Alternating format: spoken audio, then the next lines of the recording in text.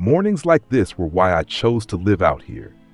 The air was crisp, the coffee in my mug was still steaming, and for once no one was bothering me. Just me, my land, and the wide open sky. No HOA rules, no pointless fines, no Karens. Or so I thought, because just as I lifted my mug for another sip, a symphony of sirens shattered the peaceful silence. I turned just in time to see 3 police cars come barreling up my gravel driveway, kicking up so much dust it looked like something out of a damn apocalypse movie. I blinked. What the hell?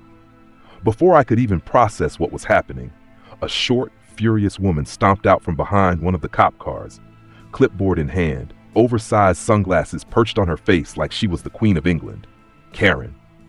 I let out a slow breath, setting my coffee down. Of course it was Karen. Then, at the top of her lungs, she screamed, "This man has an illegal electric fence! He's endangering the entire community!" I stared at her. Then I stared at the officers, who, judging by their expressions, had just realized they'd been dragged into something stupid. I sighed, rubbing my temple. Here we go again. I took a slow sip of my coffee, then looked at the officers. So, are you guys here for an actual crime? Or is this just another episode of Karen's neighborhood drama? The lead officer, an older guy who looked like he'd seen too much nonsense in his career, sighed. "Sir, we received a complaint that you have an illegal electric fence that poses a public safety risk." Before I could respond, Karen shoved herself forward, waving her clipboard like a lunatic. "Not just illegal," she shrieked. "Lethal. This monstrosity is a death trap. High voltage electricity right next to a community full of families. What if a child wanders onto his land? What if someone's pet gets fried?" I blinked. "A child?" I gestured toward my 10-acre fenced-in property. "Karen, the only thing that wanders onto my land is my neighbor's goat." Karen's eyes lit up like she had just won the lottery. "So you admit you're endangering animals? Officers, arrest him for animal cruelty." The younger cop coughed, probably to hide a laugh. The older officer just rubbed his temple. I sighed, turning toward the fence. "Look, let's clear this up. This is a standard livestock electric fence. Low voltage, fully permitted, 100% legal. It's designed to keep predators out and livestock in. The worst it does is give a tiny zap. Not exactly a death sentence." Karen stomped her foot. "That's not the point. This thing is ruining property values. How am I supposed to sell homes when there's an electrocution hazard in plain sight?" I let that hang in the air for a moment. "So," I said slowly, "what actually bothers you isn't the fence itself, it's the fact that you don't like looking at it." Karen's mouth opened, then closed. She turned red. "That's not the point." Before I could respond, Lightning the goat trotted into view. Lightning, my neighbor's nosy little escape artist, had a bad habit of testing boundaries. And right on cue, he wandered up to the fence, sniffed it once, and boop, his nose brushed against the wire. A tiny zap flickered through the air. Lightning jumped back a step, startled, then flicked his tail, let out a bored grunt, and calmly walked away like nothing happened. Karen, meanwhile, screamed like she had just witnessed a murder. "Did you see that?" she shrieked, clutching her chest like she was about to faint. "That poor animal! He could have died!" The older officer sighed so hard I thought his soul might leave his body. The younger cop openly snorted. "Ma'am," the lead officer said, barely holding back his frustration, "that goat just learned not to touch the fence. That's literally how livestock fences work." "I don't care," Karen wailed. "This is unacceptable. I demand you arrest him for animal abuse." The cop looked at me. "Sir, would you like to press harassment charges?" I glanced at Karen, who was still hyperventilating over a mildly annoyed goat. Then I sighed, picking up my coffee. "Nah," I muttered, taking a sip. "I just want to drink my damn coffee in peace." Dash 1, fake legal harassment campaigns passed. No cops, no drama. For a moment, I actually thought Karen had given up. Then I checked my mailbox. Inside was a stack of violation notices, all stamped with the official HOA logo. I flipped through them, laughing harder with each page. Apparently, I had been cited for the following crimes against humanity: installing a dangerous electrical hazard, because apparently following the law is illegal now, Deteriorating the neighborhood landscape because a fence is somehow worse than a Karen? Failure to comply with community aesthetic standards. That last one nearly made me choke on my coffee. I glanced around at my 10-acre ranch miles away from HOA jurisdiction and shook my head. These idiots really thought they had power here. I grabbed my phone, dialing the county office. "Hey, Doug," I said when the clerk answered. "Quick question. Do HOAs have any legal authority over properties that aren't even in their neighborhood?" Doug snorted. "Not unless you suddenly decided to start paying their dues." I smirked. That's what I thought. I tossed the notices into the trash. "Nice try, Karen. Nastro 2, HOA Karen's online smear campaign." I figured that was the end of it. I underestimated Karen's insanity.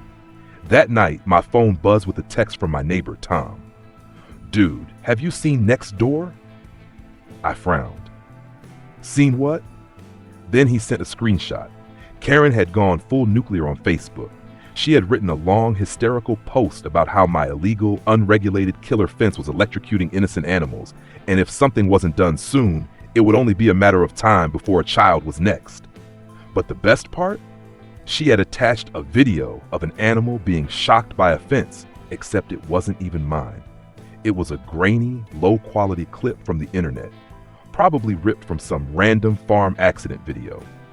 And because HOA residents love nothing more than blind outrage, the comment section was already on fire. "This is horrible. That man is a monster. Electric fences should be banned. Think of the children. Someone call the authorities." I sat back in my chair smirking. I could have immediately shut it down with facts and legal action. Instead, I called my lawyer, explained the situation, and asked him one simple question. "How much rope should I give her before she hangs herself?" He chuckled. "Let's wait and see what she does next." I grinned. Karen had just declared war. She had no idea who she was messing with.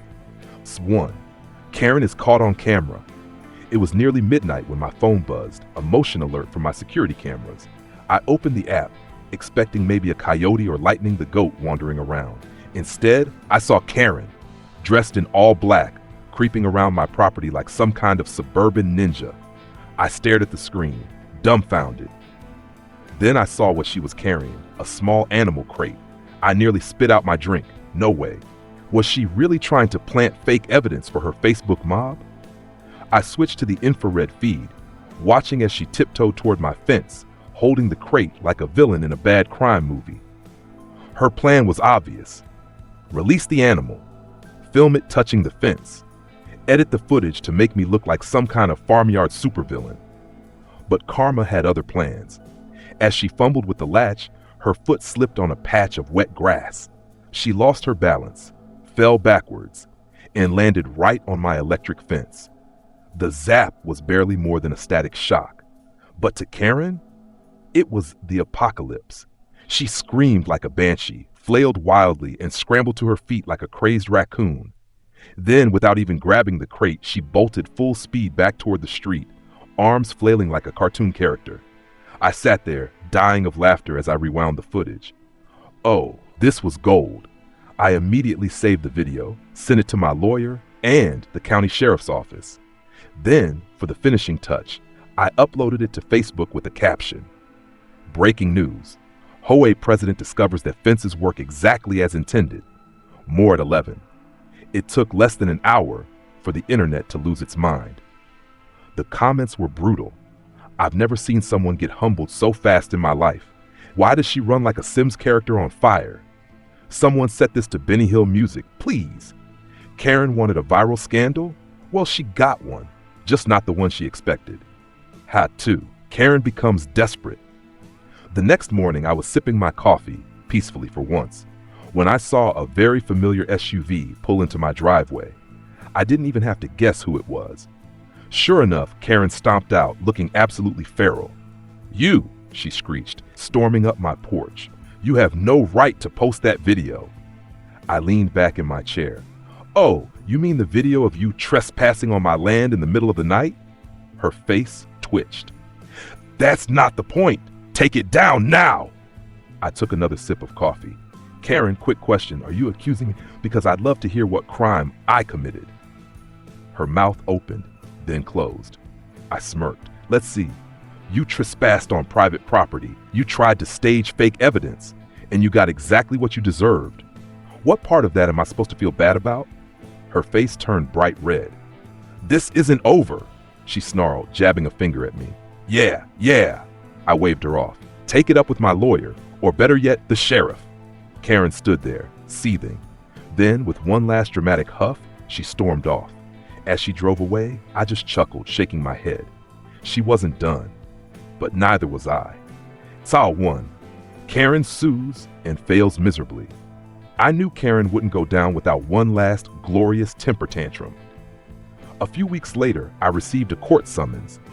Karen had actually filed a lawsuit against me. Her claim, my dangerous, illegal electric fence had caused her severe emotional distress and mental damages. I showed the letter to my lawyer, who laughed so hard he nearly fell out of his chair. This is going to be fun, he said, grinning, and it was. Because when the trial finally came, Karen, dressed like she was arguing in front of the Supreme Court, launched into a dramatic 30-minute speech about how she had suffered beyond imagination.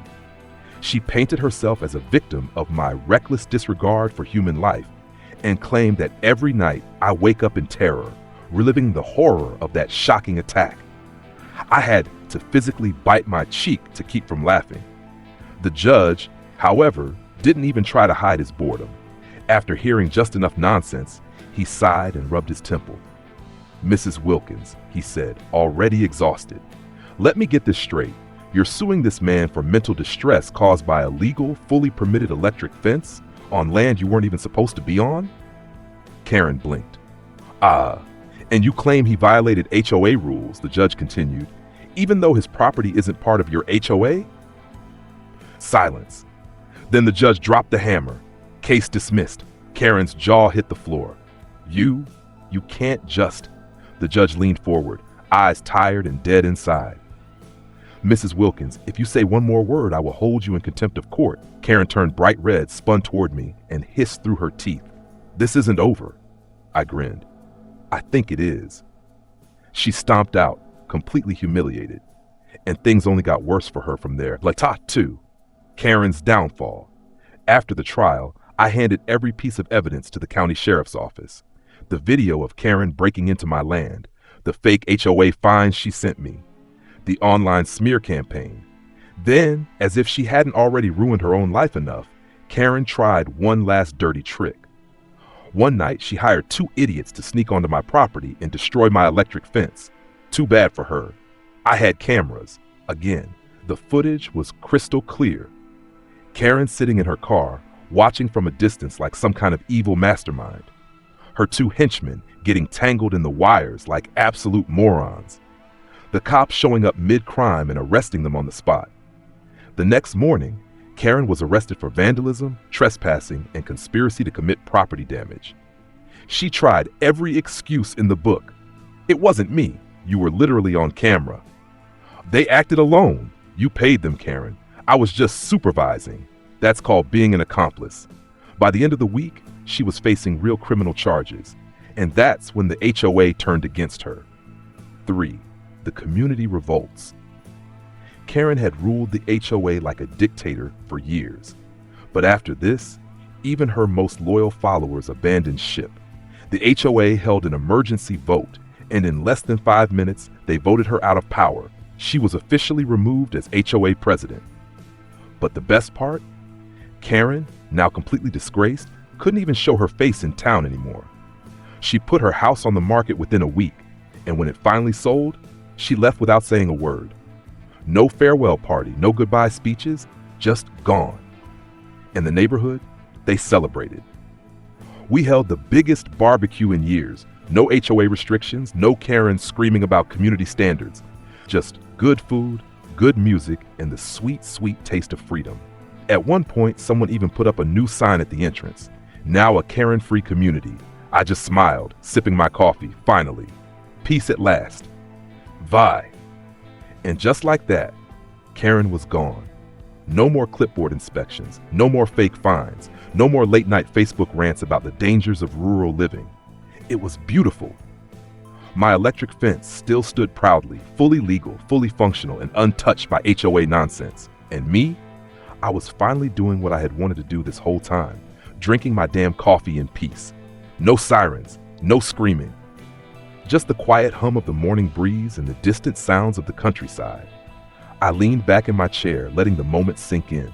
Victory had never tasted so good. And then, Lightning the goat trotted up to the fence.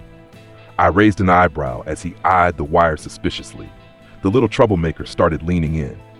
I smirked, shaking my head. "Not today, kid." I stood up, gently nudging him away before he could zap himself again. Lightning let out a disappointed grunt and wandered off. I chuckled, taking another sip of my coffee. Karen might have been too dumb to learn her lesson, but at least Lightning was starting to figure it out. The end.